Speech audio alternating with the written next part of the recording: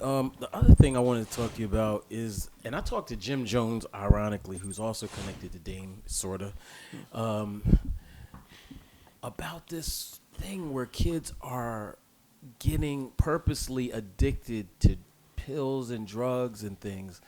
And I saw you had mentioned that on your Twitter feed, and I just wondered what your commentary was on that nowadays. Um, you And know, Jim seemed genuinely baffled, like what is going on? wow, really? Yeah, So and it's- Jim's a street dude, and he's thorough and everything, but he was genuinely confused, almost like he wants to teach the youth the right way. Well, you know what? There's a lot of value in teachers like Jim Jones. If he's because I don't know how old he is. Is he over 40 now? He's 40 this year. Yeah, I mean that's the age where you've really had some time to reflect on your life and the choices you've made. Some of my best lessons came from guys that whether they went to prison or struggled a little bit. My father tells me about when he was addicted to heroin coming home from Vietnam and how he got off of it. And from talking to him about drugs and alcohol, I learned to stay away from those things. And Malcolm X even said that the white man will sell you the liquor bottle and then lock you up for being drunk.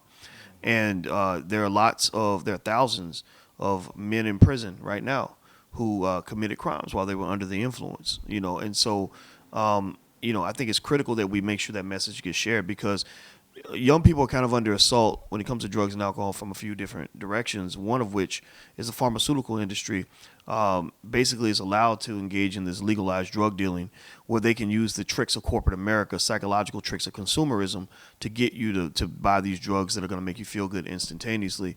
And a lot of people are addicted to prescription drugs. In fact, haven't seen a study, but I bet you that's at the top of the list. And then you move into alcohol. Alcohol is actually, according to one study, shown to be the most dangerous drug in the world. And the reason is because people think it's okay. They think it's normal to go binge drink till you throw up and all this other stuff. And I spent a lot of years on college campuses. I've seen rapes and murders and all kinds of stuff happen under the influence. And also, but in my own family, I've seen what alcohol has done to some of my relatives. So that's one of the reasons I chose not to ever touch it. But I would say that people have to understand that that's a very powerful thing, and you got to be careful. I think that Jim is right. I'm glad he's speaking on it. I think other artists should speak on it because here's the thing: you got a lot of these guys that are having serious health problems now. Drinking that syrup shit. The pills, all of that. I mean, there's nothing sadder than like a 40-plus-year-old guy that lived a hard life in his 20s. It was real cool back then, but there's nothing cool about being a 44-year-old alcoholic drug addict. Your kids hate you. You can't keep a job. You're looking sloppy and nasty. You're going to the doctor. You're about to die. Because your organs are failing. There's nothing cool about that. And if nobody tells these guys this, these young guys, then they're not gonna know. They're gonna learn the hard way. Yeah, that's too real, and I see it in my life. And I never drank a day in my life before about 5 years ago. Oh, really? Yeah. I'm the same way. And I'm like, yeah, that was a great thing. I still don't do it like crazy or anything, but yeah, I was like, I didn't realize it then, but that was really awesome because, everything from cancer to, just being generally addicted to other things. Just, being overweight or whatever, everything, Yeah. So it's crazy. Yeah. I've never, I don't try alcohol. I tried alcohol one time, but I never really messed with it because I know that I'm going to like it. I know it runs in my family. Yeah. I saw my uncles how they just couldn't stop drinking. So I think don't only talk about heroin and cocaine. That's the best feeling in the world, I'm sure, from what I've heard. Mm-hmm. So you open that floodgate, it's a lifetime of trouble. Speaking of heroin, why is heroin and white people, it's the worst thing ever now. I don't know, man. And we've been knowing this, and now all of a sudden, heroin, it's ravaging our communities. And I'm like, yo, what are y'all talking about? Right. They don't deserve prison. They need treatment. Right. But niggas need to go to prison, right? Exactly. Right. Yeah, I agree with you, man. It's real interesting. I think it's sad, and what's crazy is that a lot of these pharmaceutical companies are selling legalized heroin now, Mm-hmm. and so people think somehow they're better than the street addict because they're using this other stuff, but it's the same effect.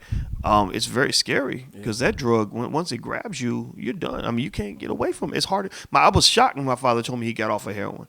Yeah. Most people can't do that.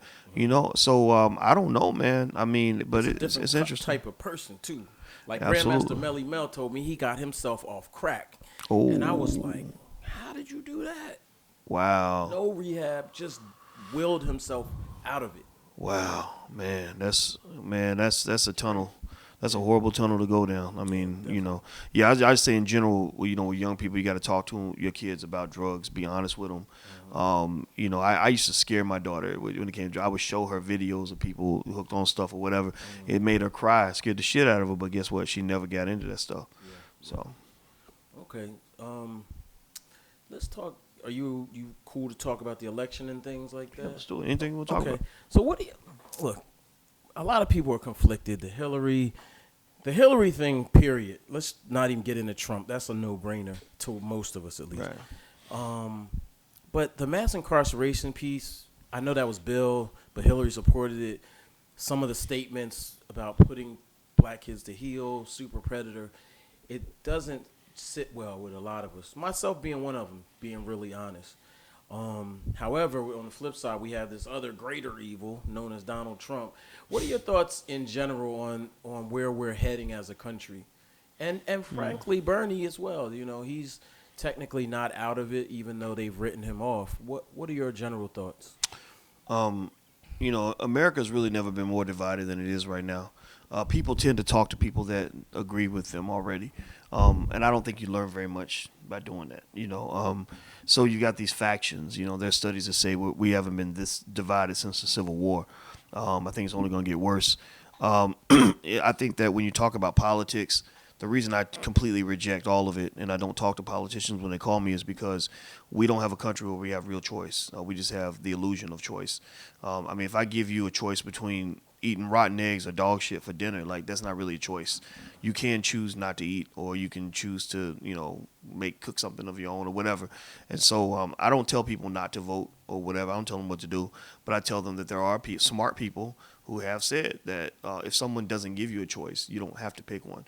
W.E.B. Du Bois wrote an article called "Why I Will Not Vote," and he basically made the same argument we're making now, that the parties, really aren't that much different, and it's not going to make a difference in your life. People can do with that what they want. But I will say that when it comes to the Clintons, the Democratic Party definitely is the plantation for black people. We had a black president for 8 years, and really black people we're worse off. Yep. We're not better off.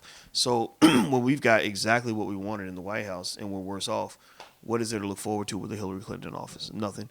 And really, and again, going to your point, you're trying to elect a woman whose husband incarcerated more black men than any president in recent American history. There's nothing to be excited about that.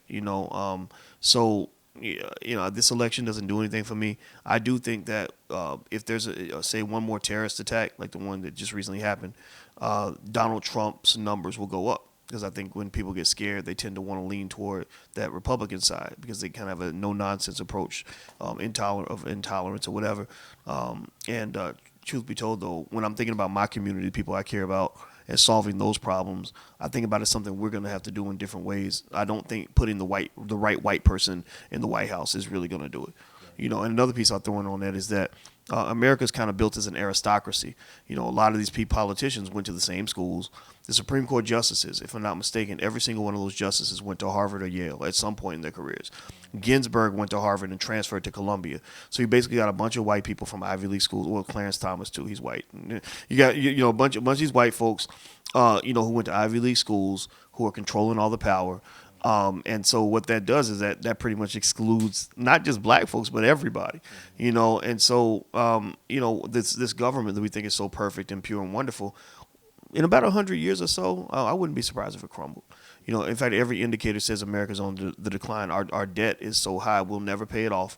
Our policies, capitalism has eaten up our government to the point where politicians are making very bad laws that are allowing corporations to poison the American people with bad food, allowing them to exploit us, whether it's through predatory lending or whatever. We throw away our schools. We destroy our young people with horrible school systems because kids can't pay taxes.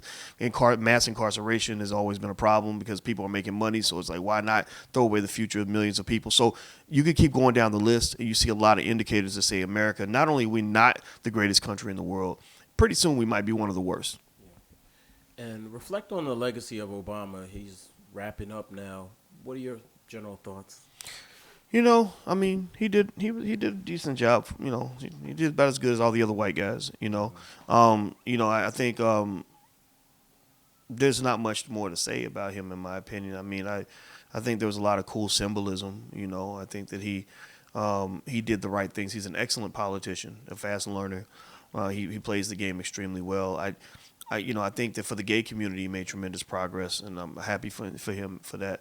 They deserve that. I mean, there's no reason we should mistreat people in that community, but I don't feel as a person of color that much difference was made. I live on his street, actually 2 blocks away from his house, and that doesn't give me any pride. I'm actually more proud that Farrakhan lives around the corner. That means something to me because that's a person who uses his power to help the community. I don't really see Obama doing a lot of that, but then again, maybe that's not what he wants to do. That's not who he is. So I don't dislike him though. Okay. Last question. Give me some rappers you like.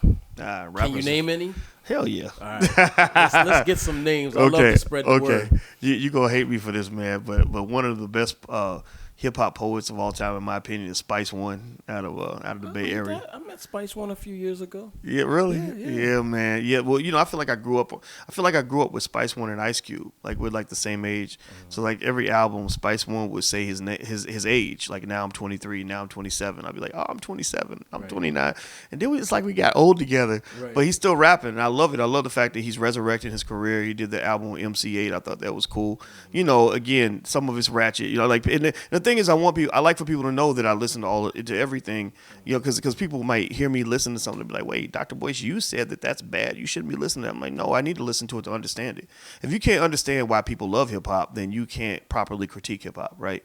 Who's some other people, man? I'm glad Willie D's resurrected his career. I think with the internet, that opens up the floodgates for artists that might have thought that hip hop was just a young guy's game to realize that older artists can get in there too and do their thing. So I'm glad Willie D's doing stuff again. And it's at people too. Yeah, man, that Coon song was great. It was great. I got a chance, and the kids loved it. I was shocked. I was a little shocked that a lot of the younger generation really appreciated his candor. Like they were like, "Yo, he's going hard." You know what, man? We've got a lot of hope with young people when you talk about, for example, the Black Lives Matter movement.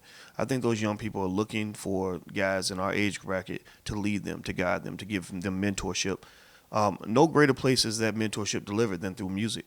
You see, I mean, this. I mean, the roots of hip hop were built on strengthening, educating, empowering, informing, etc. KRS-One 20-something years ago talking about you must learn. Chuck D talking about fight the power.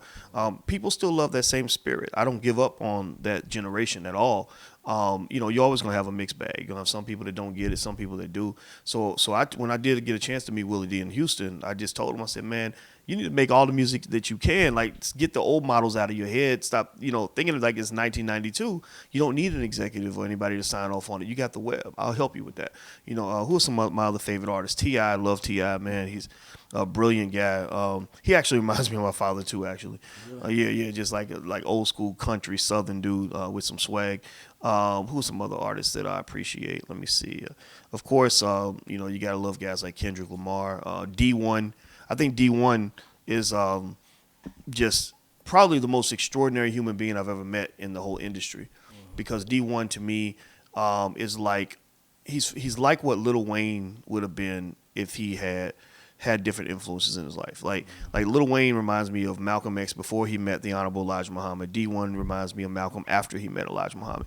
And I remember I said that to D, and I said, yeah, y'all so similar. I said, you're both from New Orleans. You sound alike when you talk. You're from the same streets. You both got dreads. You're both great rappers.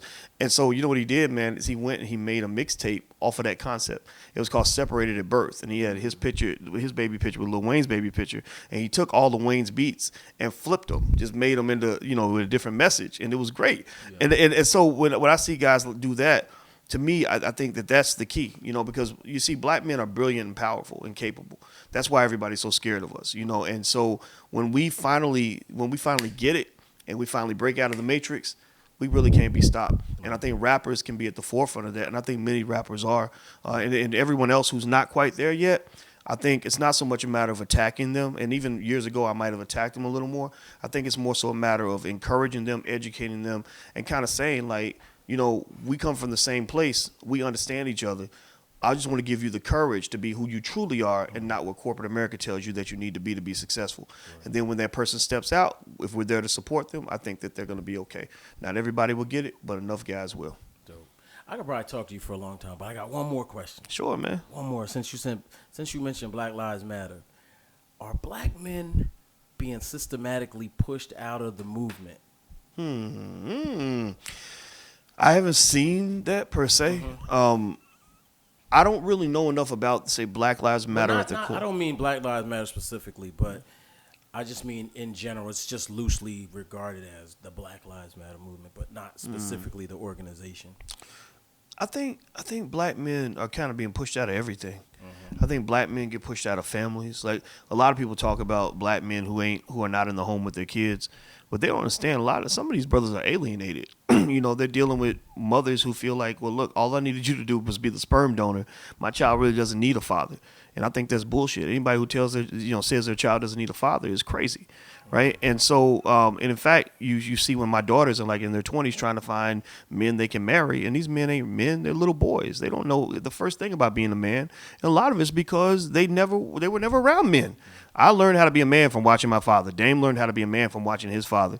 And so we feel very bad for guys that don't have that. So I think black men, I think that there's always been a consistent effort to portray us as these Neanderthal, very scary, violent, almost like gorillas that need to be shot down or locked up. It goes all the way back to slavery. I mean, the strongest black men on the plantation were beaten, raped in front of their kids, whatever it was, to emasculate them. To this day, now, you go to, if you want to see where the strongest black men are, go to a prison. That's where you'll see the strongest brothers at. If you talk about what's happening out here, man, the feminization of black men is unbelievable. And I think that when you look at just all the political forces stacked against us, from racist white males to to some black women who don't understand us or been taught not to appreciate us, because many of them were traumatized because the first man they ever loved wasn't there, which is their father. So that first relationship, when that goes bad, it makes every other relationship difficult to build. To other black men who want to kill you because they mad because you're successful or whatever. It's like, being a black man requires you to just really be able to play chess at the highest levels just to survive, just to not be killed or sent to prison. Forget getting educated and getting rich. Yeah. I know I had to duck and dodge and move around and maneuver my life just to get this far. And so it's tough out here for brothers, and that's why brothers got to stick together. We got to be smart, and we can't take no shit from nobody. Yeah.